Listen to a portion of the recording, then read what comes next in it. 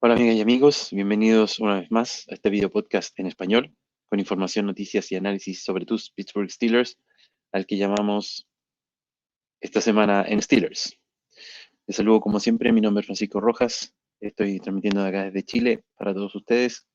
Los invito a mantenernos en contacto en la cuenta de X Steelers en Chile y también quiero aprovechar de mandar un saludo a todos los fanáticos de México que tuvieron la posibilidad de estar en el Watch Party de los Steelers con Álvaro Martín, Raúl Alegre y muchas estrellas de la NFL.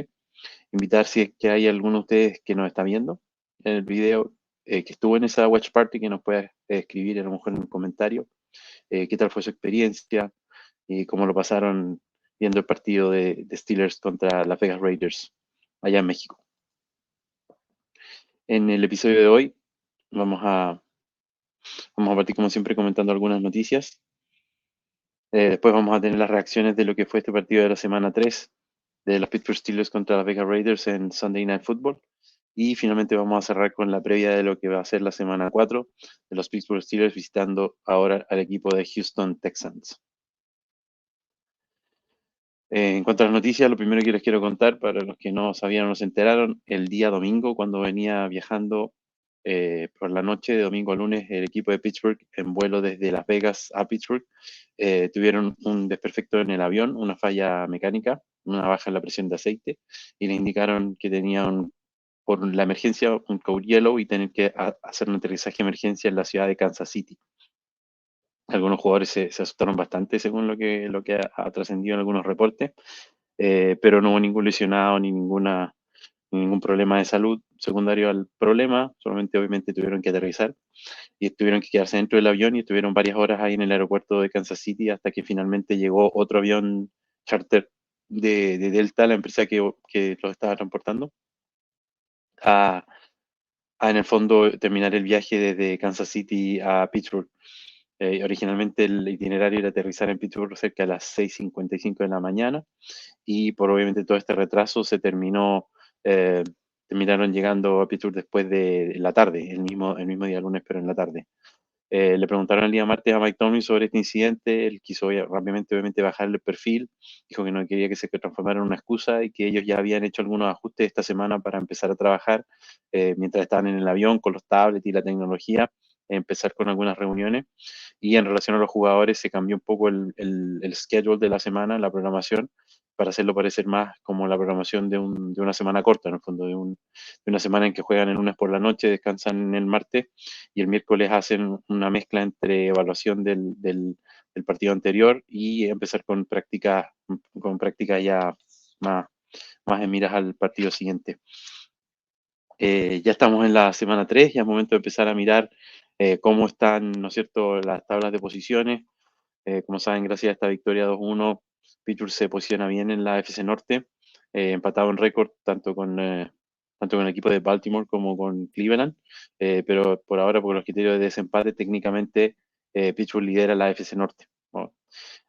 Y bueno, empezar a mirar también que en las otras divisiones los líderes también están 2-1 y que el único equipo que se mantiene invicto 3-0 en la AFC es el equipo de los Dolphins.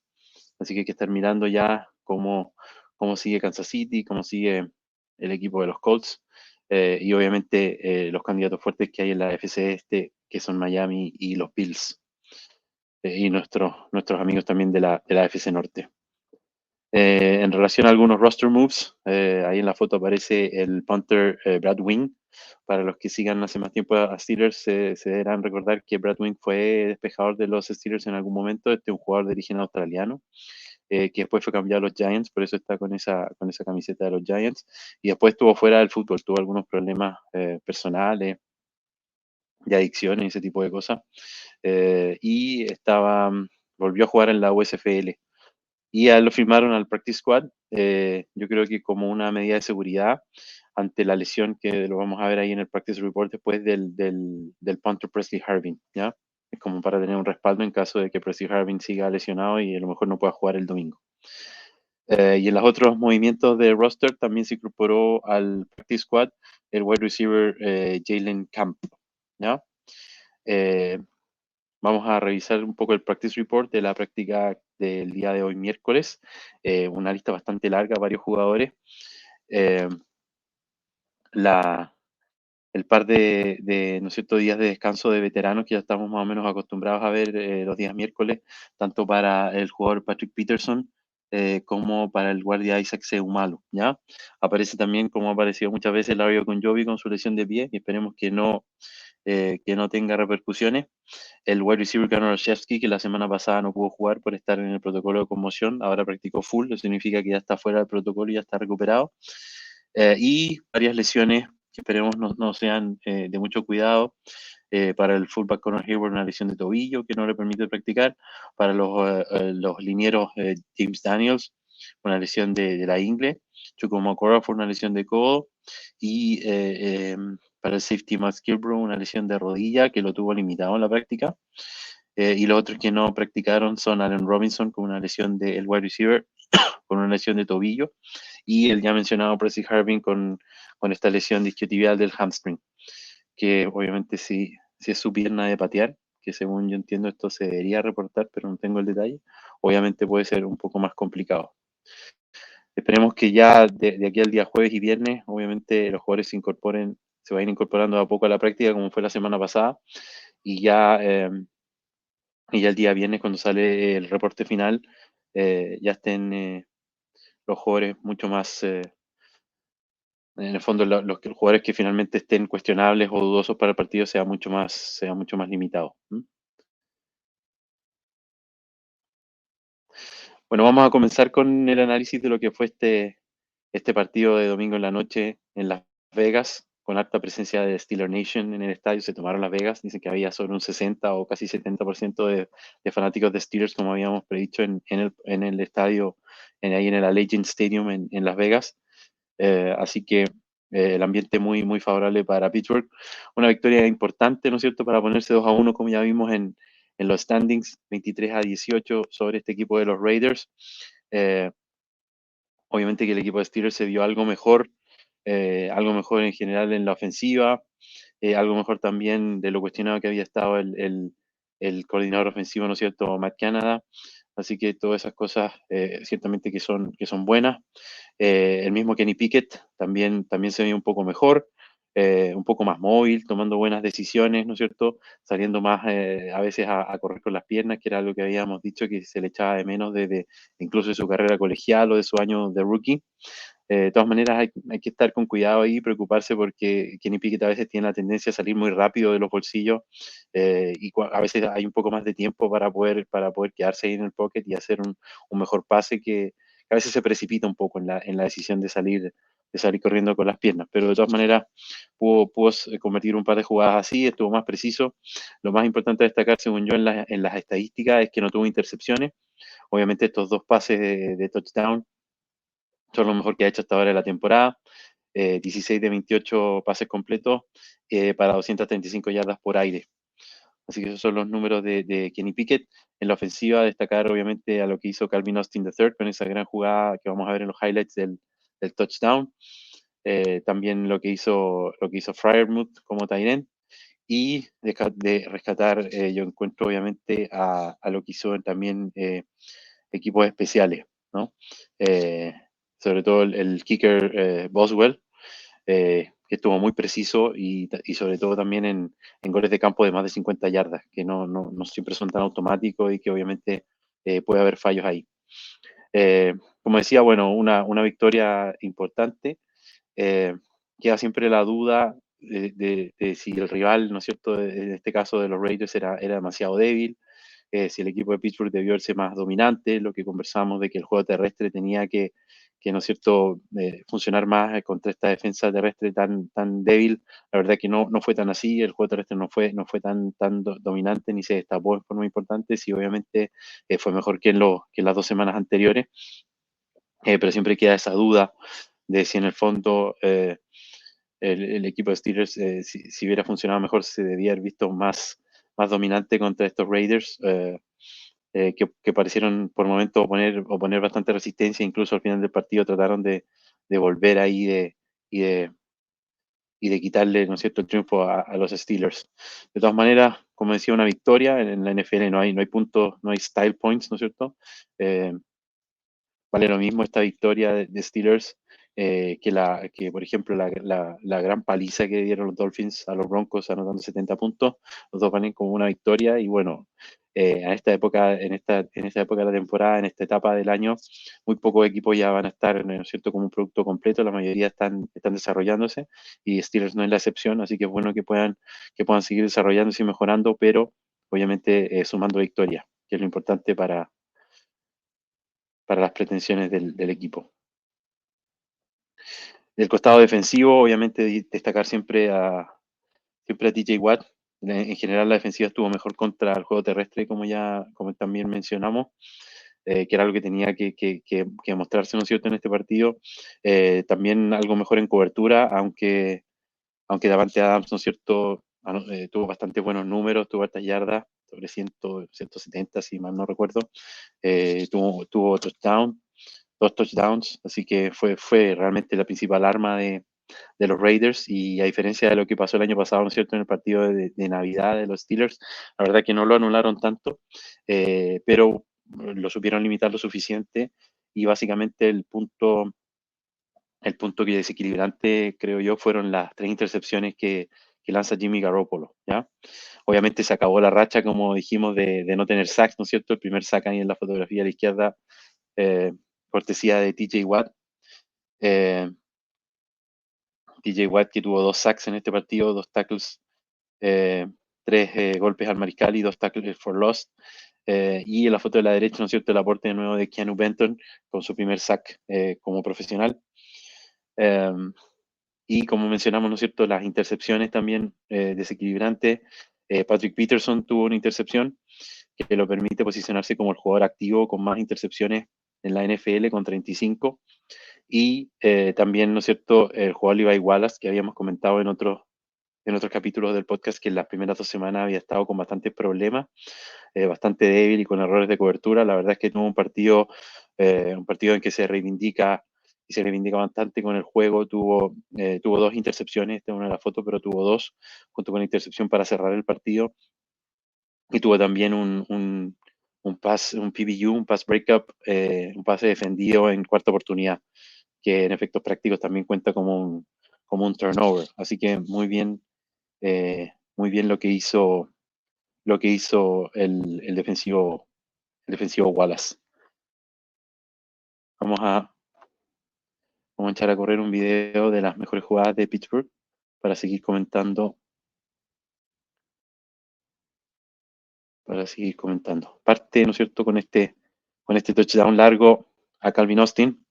Súper importante en esta jugada. Vamos a ver en la repetición desde la end zone cómo el jugador Jalen Warren, que estaba en la formación, toma un blitz, bloquea a un pass rusher y eso le permite un par de segundos extra a Kenny Pickett para poder completar el pase. Ahí lo vamos a ver. Está formado el jugador Jalen Warren y va a ir a cubrir, ¿no es cierto?, al blitzer ahí que cargaba, que era el mismísimo rusher de los Raiders, ¿no? Aquí viene el sack de TJ Watt, la jugada a la defensiva. El primer sack y ya poniéndole presión a Garoppolo y haciéndolo sentir incómodo, que era una de las cosas importantes que conversamos en las claves del partido, cambiarle el ritmo. Como dije, un par de buenos pases completos también con George Pickens, que a pesar de que los Raiders lo marcaron bastante y lo trataron de anular, logró tener un par de recepciones, sobre todo por el centro del campo, para poder abrir bien el juego. Esa es la primera intercepción de Levi Wallace, el primer intercambio, el primer turnover,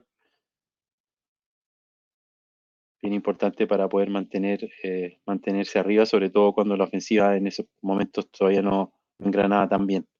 De a poco, como dije, el juego terrestre se empezó a establecer un poco, empezaron a involucrar más a los tight ends, que era lo que habíamos conversado, ¿no es cierto?, ahí con Pat Freiermuth, y empezaron los goles de campo de Boswell, que de a poco y de a tres fueron sumando para alejarse de los puntos que había anotado Las Vegas, conteniendo bien a Josh Jacobs, que era una de las claves, ¿no es cierto?, que conversamos. Lo limitaron bastante en el juego terrestre y también los inside linebackers, que es algo que otras veces, ¿no es cierto?, hemos conversado que no están en buena posición. Otro gol de campo de Boswell de 40 yardas.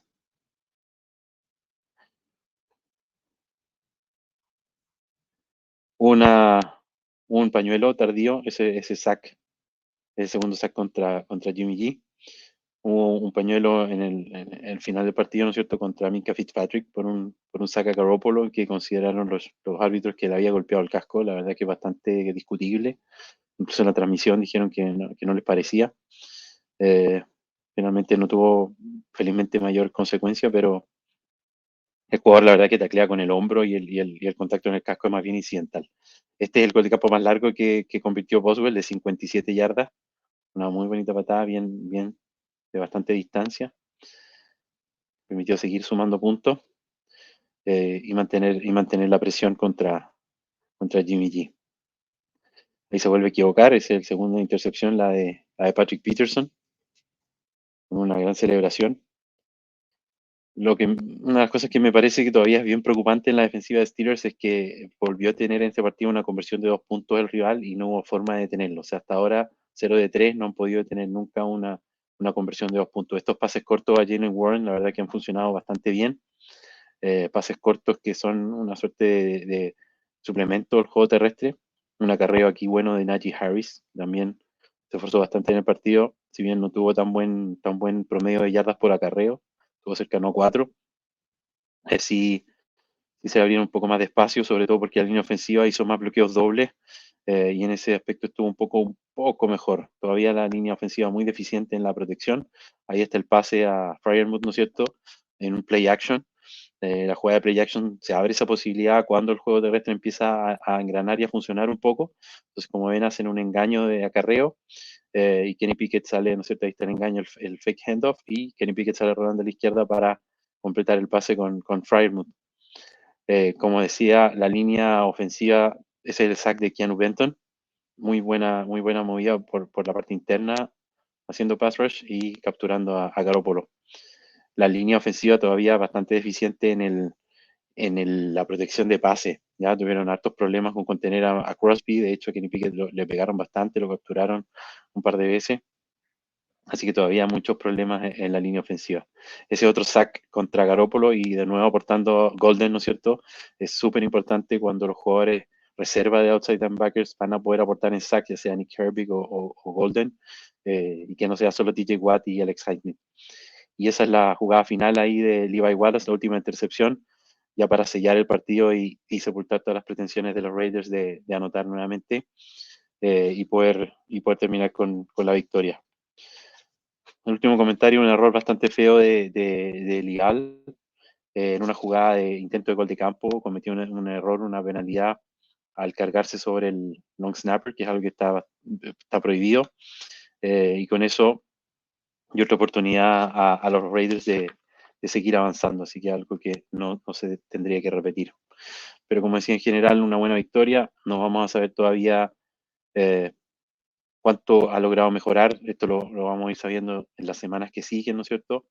Pero por lo menos un partido en que se vio un poco mejor, se limaron algunas deficiencias. Generalmente algunas cosas van a ir mejorando, va a haber retroceso, de a poco hay que ir avanzando. Una de las cosas que siguen preocupando más fuertemente es el desarrollo de la línea ofensiva y que se pueda cohesionar. La verdad que hay jugadores que francamente están en peor nivel que el año pasado, el mismo centro Mason Cole. Eh, Seumalo estuvo un poco mejor bloqueando, pero los tackles han estado realmente pobres, tanto Chuck Crawford como Damore Jr. Así que también hay voces fuertes, clamando o reclamando y pidiendo o preguntándose cuándo es el momento de empezar a jugar con Broderick Jones. Así que habrá que pasar a estos tres rushers tan temibles y ver si a lo mejor en la semana libre, en la semana bye que viene en 2 partidos más después del partido con Baltimore, se hace algún cambio en ese sentido. Continuando con lo que viene para este domingo, ¿no es cierto? En la semana 4, el viaje de los Pittsburgh Steelers a Houston, al Energy Stadium, en Houston, a enfrentar a los Texans. Puse esta foto a la izquierda porque en este partido el domingo, los Houston Texans van a homenajear a J.J. Watt, al hermano de T.J. Watt, y lo van a ingresar a su, a su Ring of Honor. Así que obviamente interesante ver eso, ver qué va a pasar con JJ. Me imagino muy orgulloso también su hermano de lo que está haciendo actualmente TJ en la NFL. Vamos a ir a hacer correr un video para seguir comentando. Estos Texans que se esperaba, o en los pronósticos, ¿no es cierto?, no iban a ser un equipo para nada fuerte, de hecho, bastante débil. La verdad que vienen en esta semana 3 de una victoria bastante sorpresiva. Le fueron a ganar de local al equipo de los Jacksonville Jaguars, y con eso, después de las 2 derrotas en los primeros 2 partidos, se ponen con un récord de 1-2. Así que igual hay que tener ojo ahí con estos Texans que vienen envalentonados y con buena sensación después de esa victoria. Ahora, yo vi el partido contra los Jaguars y la verdad es que no fue un partido para nada habitual. Los Jaguars perdieron un gol de campo, erraron un gol de campo, después les bloquearon un gol de campo, después tuvieron un fumble, después tuvieron una patada de salida, un kick return que devolvieron para touchdown los Texans, y después tuvo también Trevor Lawrence una intercepción. Así que varios intercambios de balón, varios errores de puntos, obviamente cosas que uno no tiene que permitir si lo que quiere es ganar el partido. La ofensiva, ¿no es cierto?, de los Texans parte con su quarterback, con CJ Stroud, este mariscal de campo novato, ¿no es cierto?, que viene de la Universidad de Ohio State. El mismo Mike Tomlin dijo, un rookie de un programa grande, que en el fondo la transición hacia la NFL y al juego como profesional se les hace un poco más sencillo, entre comillas, o son capaces de no achicarse, ¿no es cierto?, en estos grandes escenarios, en estos grandes momentos y en jugadas difíciles, ¿ya?